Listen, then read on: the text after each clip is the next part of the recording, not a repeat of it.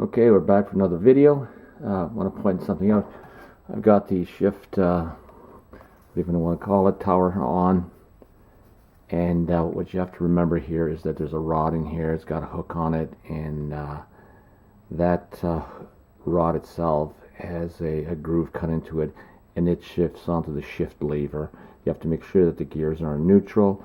This lever, the shift itself lever, is, I think it's forward going up towards the back, so it drops the rod down, and then you kind of fit it to make sure it fits. It's not that difficult. You can figure that out. Okay, here's what I did too.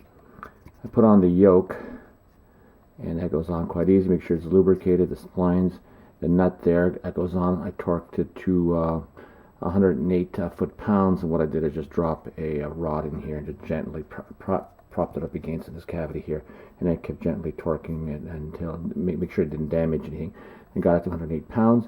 Then the spring went on, and then this seal, and you have to coat all this with heavy grease, they say. So yeah, I will do that after. And then this is the problem that I had originally when I was removing. I had to cut this. This is a press-on collar. It's like a bushing, I guess they call it, right? And I guess that secures everything, and there's a circlip above it.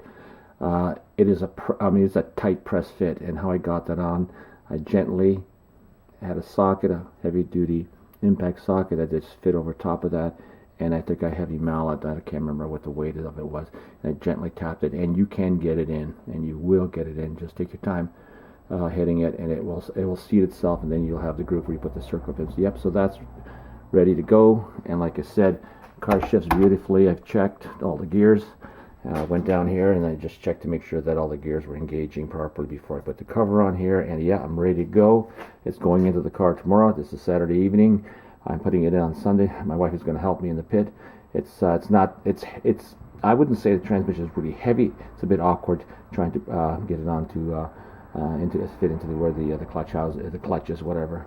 But anyway, so yeah, so that's it. And like I said, I'll do probably one more video, and that will kind of focus on the drivability. See if it sounds a lot better than before. Also, I realized something.